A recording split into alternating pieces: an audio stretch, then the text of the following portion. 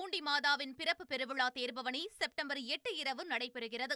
அனைவரும் வருக, மாதாவின் அருளாசி பெறுக. திருச்செந்தூர் சுப்பிரமணிய சுவாமி கோயிலில் நாளை பிற்பகல் 2 மணி வரை மட்டுமே தரிசனத்திற்கு அனுமதி என கோவில் நிர்வாகம் அறிவித்துள்ளது. திருச்செந்தூர் முருகன் கோவிலில் சந்திர கிரகணத்தை முன்னிட்டு நாளை பிற்பகல் 2 மணி வரை மட்டுமே பக்தர்கள் தரிசனம் செய்ய அனுமதிக்கப்பட உள்ளனர். நாளை அதிகாலை 4 மணிக்கு நடை திறக்கப்பட்டு விஸ்வரூப தீபாராதனை, உச்சிகால அபிஷேகம் நடைபெறும். அதன்பின் செப்டம்பர் 8ஆம் தேதி அதிகாலை 5 மணி முதல் பக்தர்கள் தரிசனத்திற்கு அனுமதிக்கப்படுவார்கள் என கோவில் நிர்வாகம் அறிவித்துள்ளது.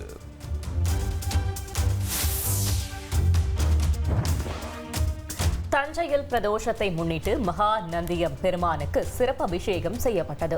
தஞ்சை பெரிய கோவில் மகா நந்தியம் பெருமானுக்கு ஆவணி மாத பிரதோஷத்தை முன்னிட்டு சிறப்பு அபிஷேகம் நடைபெற்றது. பக்தர்களால் வழங்கப்பட்ட மஞ்சள், தேன், பால், தயிர் உள்ளிட்ட அபிஷேக பொருட்களால் நந்தியம் பெருமானுக்கு சிறப்பு அபிஷேகம் செய்யப்பட்டு மகா தீபாராதனை காட்டப்பட்டது. இதில் திரளான பக்தர்கள் கலந்து கொண்டு சுவாமி தரிசனம் செய்தனர்.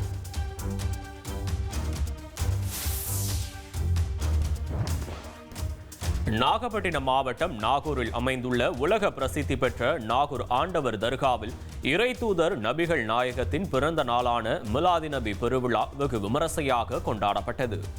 நூல்கடை தெரு, மெய்தீன் பள்ளி தெரு, மியான்தென் தெரு உள்ளிட்ட முக்கிய வீதிகள் வழியாக சென்ற மிலாதி நபி பேரணியில் 3000க்கும் மேற்பட்ட இஸ்லாமிய மக்கள் இசைத்து நடனமாடி கொண்டாடி அன்பை பரிமாறிக்கொண்டனர்.